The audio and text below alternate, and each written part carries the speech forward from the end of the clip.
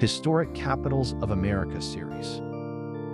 This is a journey through the cities that governed a nation. Charleston, West Virginia. The mountain capital at the meeting of rivers. In the valley where the Elk River joins the Kanawha, Charleston stands as a capital shaped by water, salt, timber, coal, railroads, and the difficult birth of a mountain state. Its setting tells much of its story. The hills rise close, the rivers curve through the city, and the streets follow ground that has always been useful for movement and exchange. Charleston is not a capital of flat approaches or distant horizons. It is a capital held by the Appalachian landscape, a place where geography made work hard, travel important, and public life deeply tied to the needs of river towns, coal fields, farms, and mountain communities. Long before Europeans entered the Kanawha Valley, native peoples used this region for travel, hunting, trade, and settlement. The rivers were natural roads through a rugged interior, carrying people and goods between the Ohio Valley, the mountains, and lands farther east. Archaeological evidence and regional history show that the valley was part of a much older native world, connected by water, trails, seasonal movement, and exchange. Later colonial maps and land claims could not erase the fact that this was already a known and meaningful landscape. Charleston's story begins with those rivers, and with the people who understood them first. European and American settlement increased during the late 18th century as land companies, soldiers, surveyors, and families moved into Western Virginia. The region was still contested and dangerous, shaped by the aftermath of colonial war and by pressure on native homelands. In 1788, George Clendenin and his company built Fort Lee near the mouth of the Elk River. The fort gave settlers a protected center and helped anchor the community that would grow nearby. The settlement was first connected to the Clendenin family name and to the older spelling Charlestown before the name Charleston became established. Its early purpose was practical: defense, trade, farming, river traffic, and survival. One of the strongest forces in early Charleston was salt. The Kanawha Valley held rich brine deposits, and by the early 19th century, salt furnaces and works had become central to the region's economy. Salt mattered because it preserved meat, supported frontier settlement, and moved through river and wagon trade to wider markets.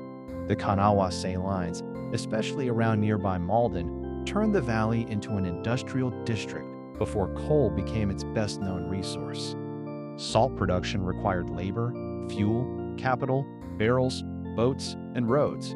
It also carried the stain of slavery, because enslaved African Americans were forced to work in parts of the valley's salt industry.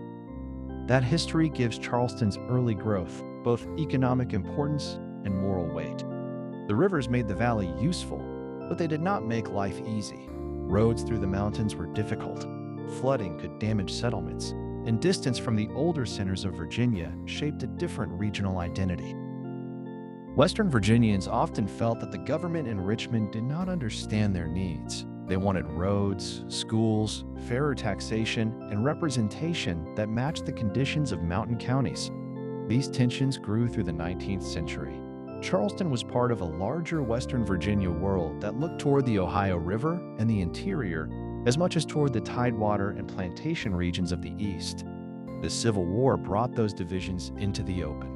Virginia seceded from the Union in 1861, but many people in the western counties opposed secession or had different economic and political loyalties from Eastern Virginia. The movement to create a new state grew out of war, unionism, local interest, and long-standing regional frustration. In 1863, West Virginia entered the Union as a new state. Few capitals in America are tied to a statehood story as dramatic as this one. West Virginia was born during national crisis from a divided old state, and its identity has always carried the memory of separation, loyalty, conflict, and survival. Charleston did not become the permanent capital at once. Wheeling served first, reflecting its importance in the early statehood movement and its location on the Ohio River. In 1870, the capital moved to Charleston, giving the Kanawha Valley a stronger claim to the state's center. The decision did not settle the matter. In 1875, the capital returned to Wheeling, and the dispute continued until voters chose Charleston as the permanent seat of government. In 1885, state government finally settled there for good. That long struggle shows how difficult it was for a young mountain state to define its own center.